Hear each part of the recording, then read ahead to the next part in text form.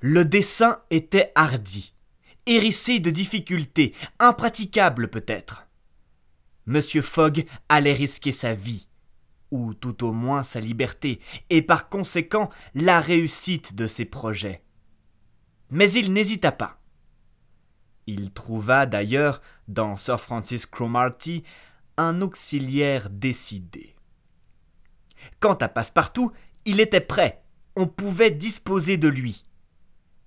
L'idée de son maître l'exaltait.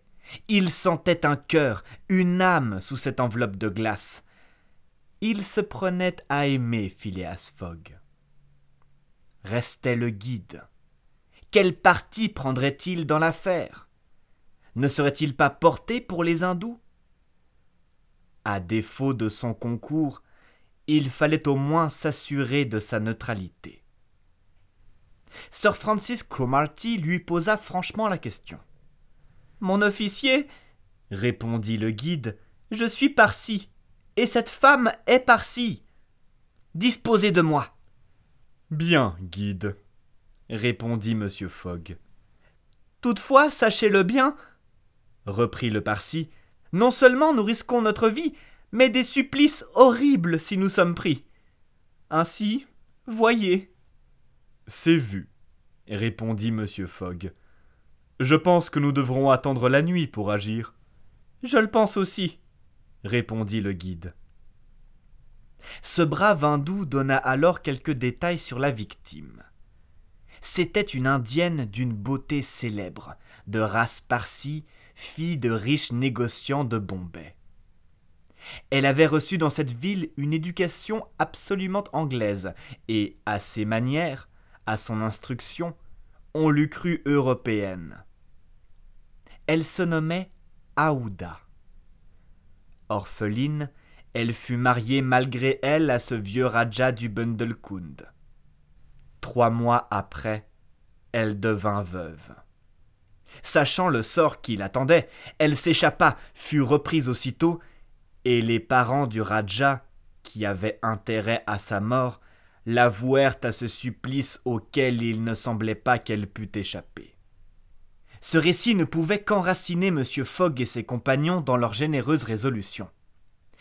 Il fut décidé que le guide dirigerait l'éléphant vers la pagode de Pillaji, dont il se rapprocherait autant que possible. Une demi-heure après, halte fut faite sous un taillis, à 500 pas de la pagode, que l'on ne pouvait apercevoir, mais les hurlements des fanatiques se laissaient entendre distinctement. Les moyens de parvenir jusqu'à la victime furent alors discutés. Le guide connaissait cette pagode de Pillaji dans laquelle il affirmait que la jeune femme était emprisonnée. Pourrait-on y pénétrer par une des portes quand toute la bande serait plongée dans le sommeil de l'ivresse, ou faudrait-il pratiquer un trou dans une muraille? C'est ce qui ne pourrait être décidé qu'au moment et au lieu même. Mais ce qui ne fit aucun doute, c'est que l'enlèvement devait s'opérer cette nuit même, et non quand, le jour venu, la victime serait conduite au supplice. À cet instant, aucune intervention humaine n'eût pu la sauver. M. Fogg et ses compagnons attendirent la nuit.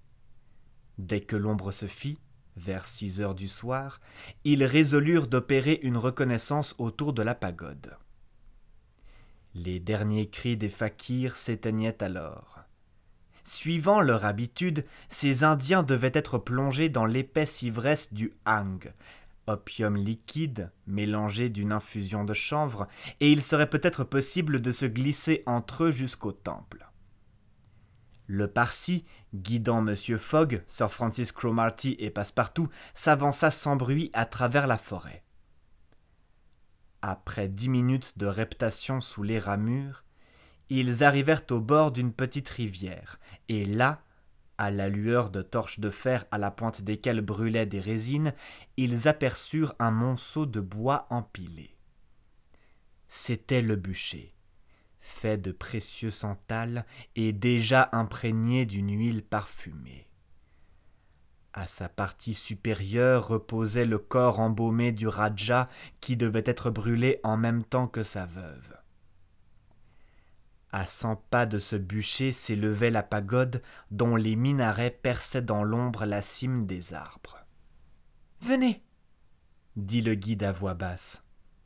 Et, redoublant de précautions, suivi de ses compagnons, il se glissa silencieusement à travers les grandes herbes. Le silence n'était plus interrompu que par le murmure du vent dans les branches.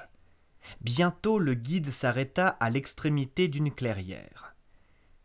Quelques résines éclairaient la place. Le sol était jonché de groupes de dormeurs, appesantis par l'ivresse. On eût dit un champ de bataille couvert de morts. Hommes, femmes, enfants, tout était confondu. Quelques ivrognes râlaient encore çà et là. À l'arrière-plan, entre la masse des arbres, le temple de Piladji se dressait confusément.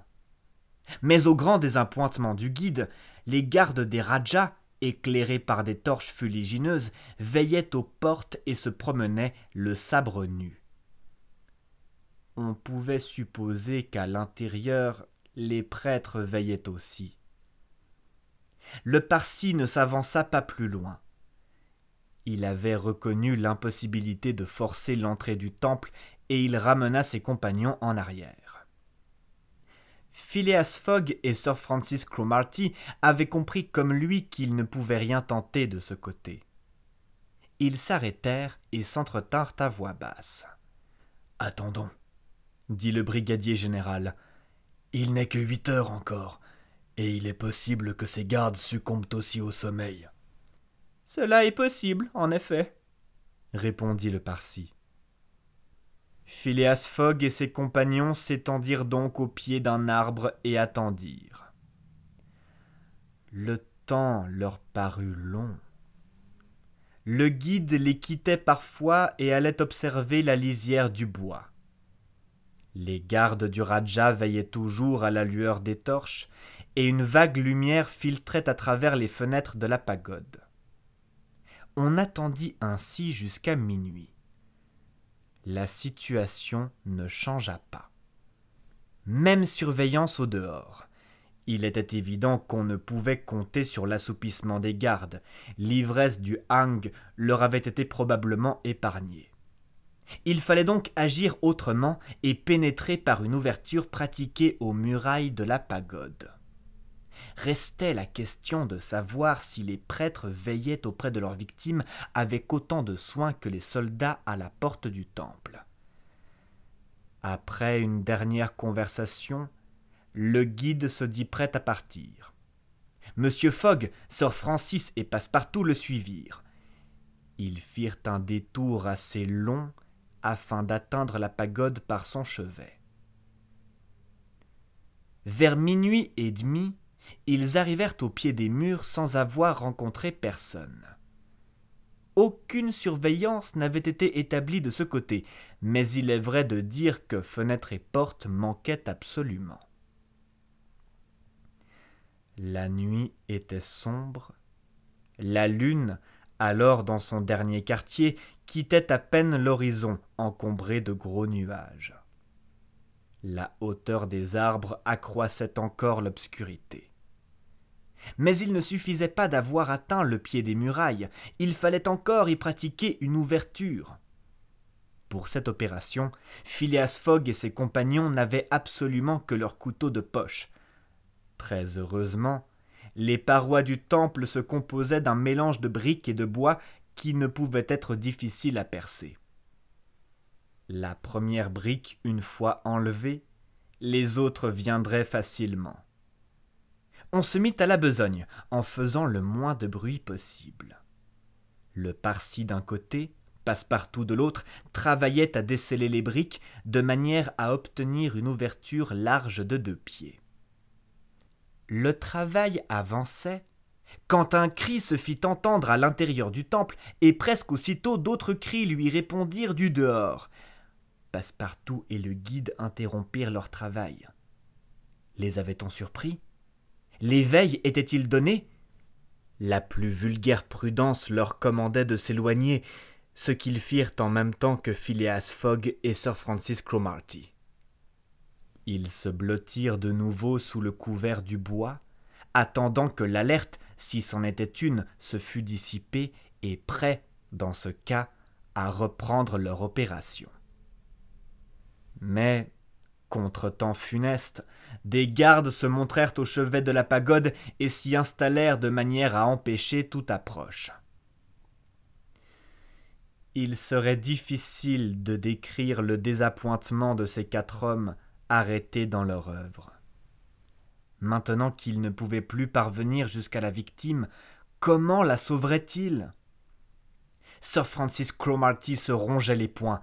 Passepartout était hors de lui, et le guide avait quelque peine à le contenir. L'impassible Fogg attendait sans manifester ses sentiments. « N'avons-nous plus qu'à partir ?» demanda le brigadier général à voix basse. « Nous n'avons plus qu'à partir, » répondit le guide. « Attendez, » dit Fogg. « Il suffit que je sois demain à Allahabad avant midi. »« Mais qu'espérez-vous » répondit Sir Francis Cromarty. « Dans quelques heures le jour va paraître et... » « La chance qui nous échappe peut se représenter au moment suprême. » Le brigadier général aurait voulu pouvoir lire dans les yeux de Phileas Fogg. Sur quoi comptait donc ce froid anglais ? Voulait-il, au moment du supplice, se précipiter vers la jeune femme et l'arracher ouvertement à ses bourreaux ? C'eût été une folie. Et comment admettre que cet homme fût fou à ce point ? Néanmoins, Sir Francis Cromarty consentit à attendre jusqu'au dénouement de cette terrible scène. Toutefois, le guide ne laissa pas ses compagnons à l'endroit où ils s'étaient réfugiés et il les ramena vers la partie antérieure de la clairière. Là, abrités par un bouquet d'arbres, ils pouvaient observer les groupes endormis. Cependant, Passepartout, juché sur les premières branches d'un arbre, ruminait une idée qui avait d'abord traversé son esprit comme un éclair et qui finit par s'incruster dans son cerveau. Il avait commencé par se dire « Quelle folie !» Et maintenant il répétait « Pourquoi pas après tout ? C'est une chance, peut-être la seule. Et avec de tels abrutis... » En tout cas, Passepartout ne formula autrement sa pensée, mais il ne tarda pas à se glisser avec la souplesse d'un serpent sur les basses branches de l'arbre dont l'extrémité se courbait vers le sol. Les heures s'écoulaient, et bientôt quelques nuances moins sombres annoncèrent l'approche du jour. Cependant l'obscurité était profonde encore. C'était le moment. Il se fit comme une résurrection dans cette foule assoupie. Les groupes s'animèrent, des coups de tam-tam retentirent, chants et cris éclatèrent de nouveau. L'heure était venue à laquelle l'infortuné allait mourir. En effet, les portes de la pagode s'ouvrirent. Une lumière plus vive s'échappa de l'intérieur. Monsieur Fogg et Sir Francis Cromarty purent apercevoir la victime, vivement éclairée, que 2 prêtres traînaient au dehors. Il leur sembla même que, secouant l'engourdissement de l'ivresse par un suprême instinct de conservation, la malheureuse tentait d'échapper à ses bourreaux. Le cœur de Sir Francis Cromarty bondit, et par un mouvement convulsif, saisissant la main de Phileas Fogg, il sentit que cette main tenait un couteau ouvert. En ce moment, la foule s'ébranla. La jeune femme était retombée dans cette torpeur provoquée par les fumées du chanvre. Elle passa à travers les fakirs qui l'escortaient de leurs vociférations religieuses. Phileas Fogg et ses compagnons se mêlant au dernier rang de la foule la suivirent. 2 minutes après, ils arrivaient sur le bord de la rivière et s'arrêtaient à moins de 50 pas du bûcher sur lequel était couché le corps du Rajah. Dans la semi-obscurité, ils virent la victime absolument inerte, étendue auprès du cadavre de son époux. Puis une torche fut approchée et le bois, imprégné d'huile, s'enflamma aussitôt. À ce moment, Sir Francis Cromarty et le guide retinrent Phileas Fogg qui, dans un moment de folie généreuse, s'élançait vers le bûcher. Mais Phileas Fogg les avait déjà repoussés quand la scène changea soudain. Un cri de terreur s'éleva. Toute cette foule se précipita à terre épouvantée. Le vieux Rajah n'était donc pas mort, qu'on le vit se redresser tout à coup comme un fantôme, soulever la jeune femme dans ses bras, descendre du bûcher au milieu des tourbillons de vapeur qui lui donnaient une apparence spectrale. Les fakirs, les gardes, les prêtres, pris d'une terreur subite, étaient là, face à terre, n'osant lever les yeux et regarder un tel prodige. La victime inanimée passa entre les bras vigoureux qui la portaient, et sans qu'elle parût leur peser. Monsieur Fogg et Sir Francis Cromarty étaient demeurés debout. Le Parsi avait courbé la tête, et Passepartout, sans doute, n'était pas moins stupéfié. Ce ressuscité arriva ainsi près de l'endroit où se tenaient Monsieur Fogg et Sir Francis Cromarty, et là, d'une voix brève, « Filons !» dit-il. C'était Passepartout lui-même qui s'était glissé vers le bûcher au milieu de la fumée épaisse. C'était Passepartout qui, profitant de l'obscurité profonde encore, avait arraché la jeune femme à la mort. C'était Passepartout qui, jouant son rôle avec un audacieux bonheur, passait au milieu de l'épouvante générale. Un instant après, tous quatre disparaissaient dans le bois et l'éléphant les emportait d'un trot rapide. Mais des cris, des clameurs et même une balle, perçant le chapeau de Phileas Fogg, leur apprirent que la ruse était découverte. En effet, sur le bûcher enflammé se détachait alors le corps du vieux Rajah. Les prêtres, revenus de leur frayeur, avaient compris qu'un enlèvement venait de s'accomplir. Aussitôt, ils s'étaient précipités dans la forêt. Les gardes les avaient suivis. Une décharge avait eu lieu, mais les ravisseurs fuyaient rapidement et, en quelques instants, ils se trouvaient hors de portée des balles et des flèches.